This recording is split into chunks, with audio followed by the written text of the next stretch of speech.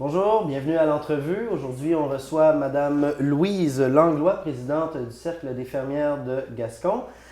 Madame Langlois, cette année, on fête, d'abord, merci beaucoup de nous accueillir dans vos locaux. Ça me fait plaisir. Cette année, on fête le 100e anniversaire de la création du Cercle des fermières au Québec. Qu'est-ce qui a mené à la création du Cercle des fermières? En 1915. En 1915? Oui, une idée du sous-ministre de l'Agriculture, d'un agronome. Ils étaient au courant qu'il y avait des associations de femmes au Canada anglais ou ailleurs, peut-être aux États-Unis et en Europe.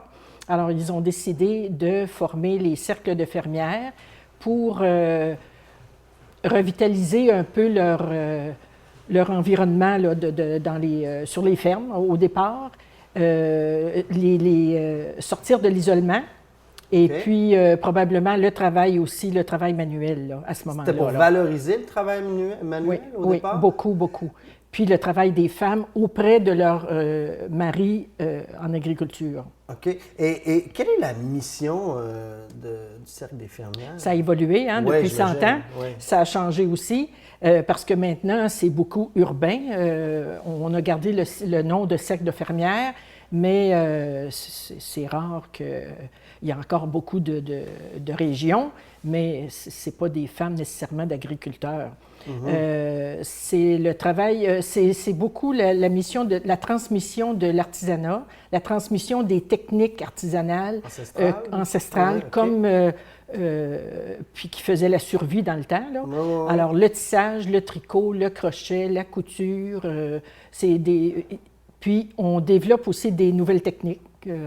Parce qu'on ne veut pas perdre ce savoir-là, non, on ne veut pas perdre ces techniques-là. C'est ça. Parce qu'ils sont à la base aussi de certaines manières de procéder, certaines manières de faire aujourd'hui. Oui.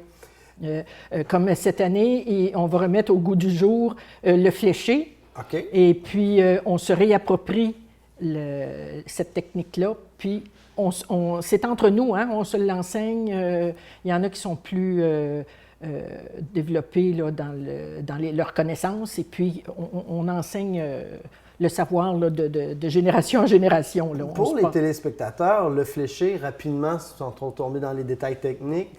Bien, dans le temps de la ceinture fléchée, voilà. Et ça attachait les manteaux là, des coureurs des bois, tout ça. Alors, oui. On a tendance à penser que le Cercle des fermières, c'est des personnes, des dames d'un certain âge. Oui. Mais c'est pas tout à fait vrai. Hein? C'est ouvert à tout le monde. C'est ouvert de jeunes filles à partir de 14 ans jusqu'à 100 ans. Oui. Mais c'est qu'aujourd'hui, avec le travail puis les jeunes familles, bien peut-être que les jeunes femmes sont moins disponibles. Moins disponibles pour participer au Cercle de fermières. Puis aussi, on essaie justement de se faire connaître parce que tu peux venir au Cercle de fermières puis tricoter ou participer aux réunions, puis ça peut être le soir, les fins de semaine. C'est pas le travail qui empêche. Là. Ça dépend des goûts de chacune. Là. 100 ans d'histoire, 100 ans d'activité. Quelles ont été les étapes marquantes? Parce que j'imagine, là, ça a évolué là, en 100 ans. Là, oui. C'est quoi les étapes marquantes de l'histoire de la création? Bien, de 1915, mettons, à 1940, avant la guerre. Et donc, c'était vraiment le départ et la propagation des cercles. Le premier cercle a été à Chicoutimi. Ensuite, bon... le premier cercle créé, c'est à Chicoutimi. À Chicoutimi. OK. Oui, 1915. Et de plus en plus, comme nous autres, notre cercle ici, à Gascon, ça fait 80 ans. Ah oui? On va fêter 80 bientôt. Wow. Donc... Êtes-vous le premier cercle des fermières en Gaspésie? Ou je pense que non, un des premiers. Un des premiers, forcément. Oui. Mais pas... non, c'est pas le premier. Je ne pourrais pas te dire lequel, là. Mais, et puis ensuite, il y a eu les étapes justement de la division en fédérations. Alors, au Québec, il y a 25 fédérations. Ici, la Gaspésie, la Fédération 01. Et ensuite, la formation de la corporation. Alors, on a une corporation qui est un conseil d'administration qui organise les fédérations et les cercles de fermières. 25 fédérations à travers le Québec? Oui. OK. Combien il y a de cercles de fermières en Gaspésie? Une quarantaine. Une quarantaine. Je ne pourrais pas te dire si c'est exact, là, mais oui, à peu près. Vous disiez qu'il y avait un comité de... Il y a toujours un conseil d'administration local, régional et provincial. OK. Moi, je voulais savoir, c'est le 100e, évidemment. Il y a des activités qui ont été faites pour souligner le 100e. Oui. Et il y a des activités à venir. Qu'est-ce qui a été fait justement pour souligner le 100e? Puis qu'est-ce qui s'en viendrait? Là, pour... Alors, nous autres, ça fait plusieurs mois qu'on prépare notre tricot-graphicie, qu'on tricote une pièce pour exposer, on appelle ça l'art urbain, le tricot-graphicie qui va être publicisé dans tout le Québec là, à partir d'avril. Mais au mois de février, on a une messe des fermières. Alors, avec tout le comité liturgique et les fermières, on fait une messe spéciale. On avait exposé notre drapeau, l'ancien et le nouveau. Et on avait fait un repas ensuite là, avec un gâteau au nouveau sigle là, des fermières. L'ancien et le nouveau drapeau? Oui. Okay. On a un drapeau officiel, là, okay. Mais avec le nouveau sigle, nous, ici à Gascon, on a fait un nouveau drapeau avec notre nouveau sigle. Et le nouveau sigle, bien, c'est 100 ans de savoir à partager. Là. OK. Ouais. Et qu'est-ce qui s'en vient comme activité pour... Donc, au mois d'avril, on prépare le congrès qui va avoir lieu le 2 mai à Petite-Vallée. Ça, c'est chaque fédération a un congrès. Alors, le congrès, ça vise à informer chaque membre de toutes les activités de tous les cercles de l'année, de prévoir le congrès provincial qui va avoir lieu au mois de juillet. Et aussi, il y a toujours une exposition. Il y a un programme de pièces à présenter à chaque année, au niveau local, au niveau provincial, puis là, bien, au niveau régional, ça va être le 2 mai à Petite-Vallée. Congrès, vous m'avez parlé, c'est un congrès qui se passe à Petite-Vallée.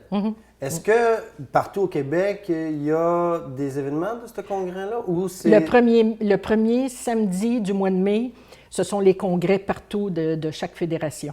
OK. Puis donc, il y en a un peu partout au Québec. Oui. Très bien. Puis là, vous allez présenter des pièces. Oui. Chaque cercle prépare des pièces selon le programme. C'est certain qu'on est libre, mais on aime bien participer parce que c'est une certaine compétition. C'est à qui sera cette année, il y a un pyjama, il y a un châle, il y a des chaussettes. Alors, il va y avoir un premier prix dans chaque catégorie, deuxième, troisième prix. Alors, qui se classera là, parmi les meilleurs? À Petite-Vallée, Petite-Vallée, c'est bien ça? Oui. Est-ce que c'est tous les cercles des fermières qui vont être présents, de la Gaspésie qui vont être présents? La plupart. La plupart? Oui. On aime bien participer tout le monde et puis se revoir. Hein? Oui. Tantôt, vous avez parlé de tricot graffiti. Ça, c'est un... En anglais, on appelle ça le yarn bombing. Oui. Mon anglais est approximatif. Mais ça, c'est un mouvement qui existe depuis une dizaine d'années. Oui. Moi, la question que je me pose, parce que, bon, c'est... pourquoi le Cercle des fermières a décidé de récupérer ce mouvement-là? Bien, on tricote, hein? Voilà. Et puis, nous, en tout cas, particulièrement, on a récupéré des matières qui sont moins propices à de beaux tricots. Puis, avec la récupération, bien, on a fait un patchwork, une couverte qui va abrier le vieux couvent. Et puis, c'est de l'art urbain. Alors, c'est visible. Qu'est-ce que le tricot graffiti? C'est envelopper un mobilier Urbain, oui, c'est ça. C'est un genre d'exposition extérieure partout au Québec là, qui va avoir lieu. Là. Ayant fait quelques petites recherches, on dit qu'en fait, le graffiti, le tricot graffiti, ça se veut humaniser les lieux publics, rendre moins personnel le mobilier urbain, puis susciter des réactions. On cherche beaucoup de visibilité, les fermières, parce qu'on veut se faire connaître. Voilà. Puis on veut informer toutes les femmes. Puis, tu sais, amener les femmes à venir... Que vous êtes actives, que les cercles des fermières sont présents. Oui. Bien, dans notre mission, il y a aussi du social, il y a du communautaire. Alors, c'est pas seulement du manuel qu'on fait. Là, Un exemple tactiques. d'action communautaire, peut-être? Eh bien, on participe à la cuisine collective à Gascon, on participe au jardin communautaire, on fait des ventes de pâtisserie, on a fait la soupe du carême le vendredi saint. Alors, on se fait connaître, mais on fait du bien dans notre communauté. On essaie de rejoindre tout le monde. Là. Combien, par curiosité, là, combien vous comptez de membres? On est 25. 25 membres Oui. quand même? Oui, oui, oui. Vous êtes un cercle assez actif. Bien, oui. Pour 2015, là, pour les membres à Gascon, mais il y a des gens de Port-Daniel aussi qui participent au cercle. Là. Si on veut plus d'informations concernant les activités du Cercle des fermières de Gascon, vous avez une page Facebook qui est en construction? On veut la construire. OK. On cherche. C'est en projet. Parce qu'au niveau de la fédération et de la corporation, ils ont un site. Là, on va sur le site www.cfq. Là, oui, OK. Et puis, il y a de l'information, puis il y a l'historique. Ça va nous parler de tout ce qui est en lien avec le 100e anniversaire aussi. Les congrès et tout. L'histoire un peu. Oui, c'est ça.